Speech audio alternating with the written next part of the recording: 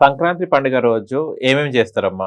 ఈ సంక్రాంతి పండగ ధనుర్మాసం చివరి రోజులు. ఓకే. ధనుర్మాసం అంటే నెల రోజులు చేస్తారు గుళ్ళల్లో విశేషంగా.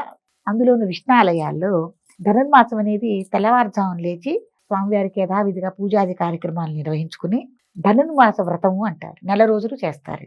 ఎవరికి వాళ్ళు ఇళ్లల్లో కూడా వాళ్ళ యొక్క దేవతా మందిరాల్లో, అంటే ఎవరికి వాళ్ళకి దేవుడు గుళ్ళన్నీ ఉంటాయి కదండి, దేవతా మందిరాలు ఉంటాయి కదా, ఇళ్లలో కూడా ధనుర్మాస వ్రతం చేయటం అనేది జరుగుతుంది. డిసెంబరు 13, 14 తారీఖుల నుంచి మళ్ళీ జనవరి 15వ తారీఖు 14వ తారీఖుతో ఈ మనకి ధనుర్మాసం కూడా ముగుస్తుంది.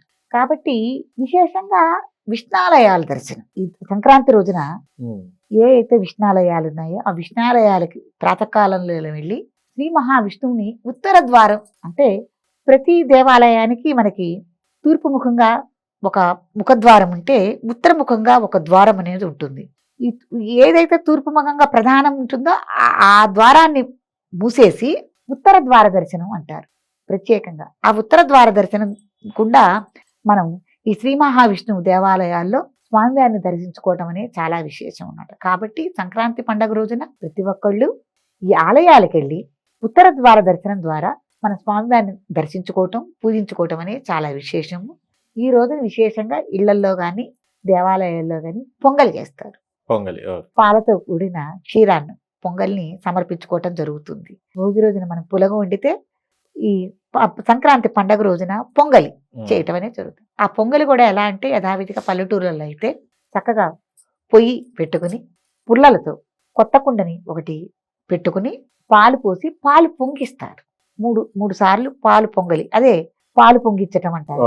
ఆ పాలు పొంగిస్తారు. పొంగించిన తర్వాత కుటుంబ సభ్యులు ఆడవాళ్ళు ఎవరైతే ఉన్నారో వాళ్ళు ఈ బియ్యాన్ని, కొత్త బియ్యం, రైతుకి పంట వస్తుంది కదా, కొత్త బియ్యాన్ని పట్టించి ఉంచుతారు. ఆ కొత్త బియ్యంతో తలొక పిరికడు దండం పెట్టుకుని, స్వామి ఇట్లా సలక్షణంగా మా పంట పాడి అంతా బాగుండాలి అని వాళ్ళ దగ్గర ఏ అయితే పశువులు ఉన్నాయో ఆ పశువులకు తీసిన పాలు, కొత్త కుండ పాలు, కొత్త బియ్యం, అట్లాగే కొత్త బెల్లం, చెరుకు కూడా వస్తుంది కదా, ఆ చెరుకుతో తయారైన బెల్లం, ఈ కుటుంబ సభ్యులు ఆడవాళ్ళందరూ ఆ పిరికడు బియ్యాన్ని పాలు 3 సార్లు పొంగిన తర్వాత స్వామి దండం పెట్టుకుంటారు.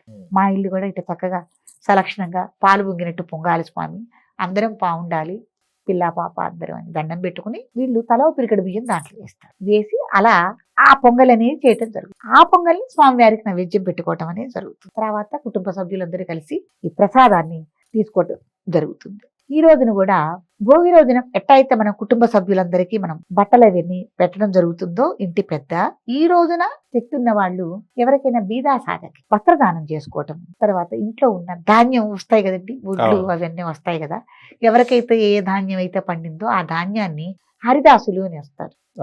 చక్కగా తల మీద పాగా చుట్టుకుని ఒక రాగి పాత్రతో కూడిన ఒక మనకి గుమ్మడికాయ లాగా అట్లాంటి పాత్ర నోటి పెట్టుకుని హరినామ సంకీర్తన చేసుకుంటూ హరిదాసులు అనే వాళ్ళు వస్తారు. వాళ్ళకి ఏ అయితే మన కొత్త ధాన్యం ఉన్నాయో వాళ్ళని వాళ్ళు హరినామ స్మరణ చేసుకుంటూనే హరిహరి అంటూనే వస్తారు.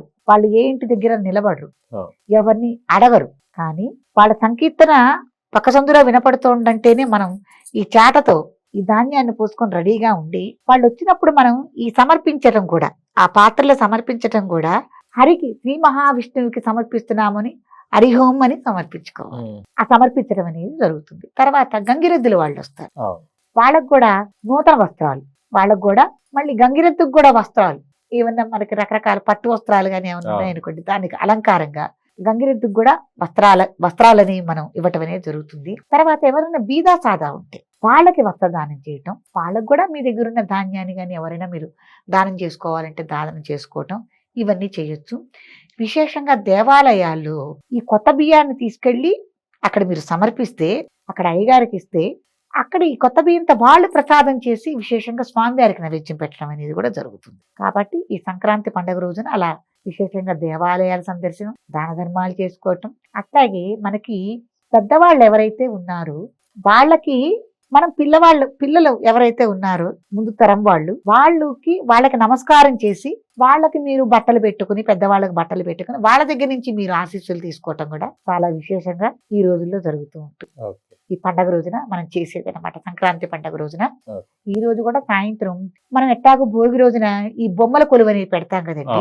ఈ బొమ్మల కొలువుకి మనం భోగి పండగ రోజున, కనుమ రోజున, ముక్కనుమ రోజున ఈ 4 రోజులు కూడా సాయంత్రం పూట పేరంటం చేయటం.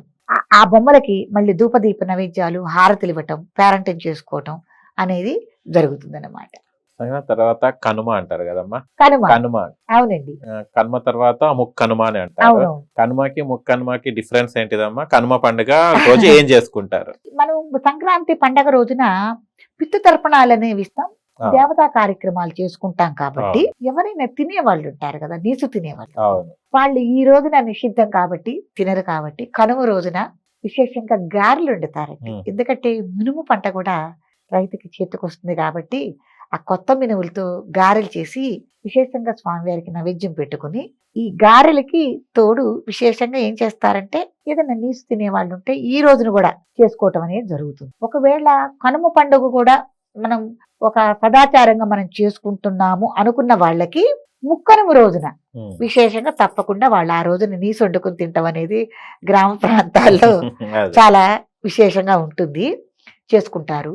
ఈ భోగి రోజున వదిలేస్తే ఈ పండగ రోజున, పెద్ద పండగ రోజున, కనుమ రోజున, ముక్కోనుమ రోజున గ్రామ ప్రాంతాల్లో కోడి పందాలు, ఆ, ఎడ్ల పందాలు, అవును.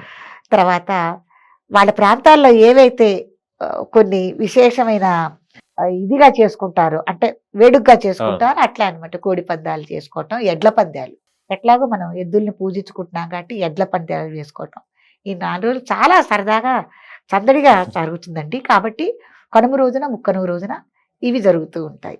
ఓకే. చాలా గ్రాండ్ గా ఇవన్నీ జరుగుతుంటాయి. ఉమ్. విశేషంగా ఏంటంటే ప్రత్యేకంగా ఏమైనా మనం దానం చేయాలా ఉమ్. అని అంటే నువ్వులు. ఓకే. నువ్వులు కూడా పంట మనకి ఎప్పుడు శ్రావణ భాద్రపద మాసాల్లోనే మనకి నువ్వులు పంట వచ్చేసేస్తుంది ఆల్రెడీ, అప్పుడే వేస్తారు తొలకరి పంటగా.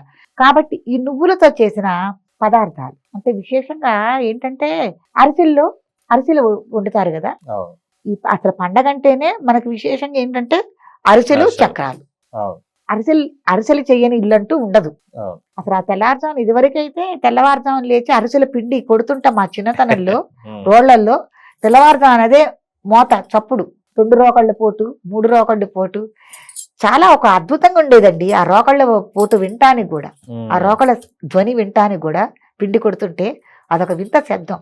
కాబట్టి నువ్వులు చేర్చిన పదార్థాలు, నువ్వు జీడీలు, ఓకే. నువ్వుండలు, ఆ. ఇవి మనం దానం చేయాలి. ఈ పండక్కి విశేషంగా నువ్వులతో చేసిన పదార్థాలు దానం చేసుకోవటం చాలా ఉత్తమోత్తం. ఓకే. అమ్మ, చాలా వరకు అయ్యప్ప మాల వేసుకున్న వాళ్ళు మకర సంక్రాంతి రోజు కంపల్సరీ శబరిమల వెళ్తారు, మకర జ్యోతిని చూస్తుంటారు. ఆ రోజు ఏంటి విశిష్టత ఏంటిది? చాలా వరకు టార్గెట్ పెట్టుకుంటారు, మకర సంక్రాంతికి వరకు మనం వెళ్ళిపోవాలి శబరిమలకి అని పెట్టుకుంటుంటారు చాలా వరకు. ఏంటిదమ్మా అసలు మకర సంక్రాంతి రోజు ఏంటిది అయ్యప్ప మాలకు ఉన్న స్పెషల్ ఏంటిది? అక్కడ మకర జ్యోతి అనేది కనపడుతుందండి. ఆ, కాబట్టి ఆ జ్యోతి సందర్శనం చేసుకుంటే అనేక పాపాలు తొలుగుతాయి. మనం ఈ 41 రోజులు దీక్షగా ఉండి మనం స్వామివారిని విశేషంగా ఈ 41 రోజులు మనం పూజ చేసుకుని ఆ టైంకు మనం వెళ్ళి ఆ దర్శనం చేసుకుంటే స్వామి దర్శనంతో పాటు మనకి మకర జ్యోతి దర్శనం కూడా లభిస్తుంది. కాబట్టి మన పాపాలన్నీ నివృత్తి అవుతాయని తప్పకుండా ఈ సంక్రాంతికి మకర జ్యోతి రోజుకే వెళ్ళటం అనేది కారణం మటుకు అదే అయ్యప్పలు. ఓకే. ఉమ్. అంటే జ్యోతి దర్శనం అండ్ స్వామివారి దర్శనం, ఆ మాల దీక్ష అనేది పూర్తి అవుతుంది ఆ రోజు కని కూడా ఇట్లా వెళ్ళటం అనేది జరుగుతుంది. ఓకే. దాని మూలన వాళ్ళు ఆ రోజు అవునవును. fix చేసుకుంటారు. అవునవును. అదొకటి మనం చెప్పుకున్నట్టు మకర సంక్రమణం అంటే స్వామివారు సూర్యనారాయణమూర్తి దక్షిణ నుంచి ఉత్తరాయణం ప్రయాణం కూడా జరుగుతుంది కాబట్టి అన్ని రకాలుగా బాగుంటుందని ప్రత్యేకంగా ఈ మకర జ్యోతి దర్శనం కోసమని ఈ రోజున వెళ్ళటం అనేది జరుగుతుంది. ఓకే.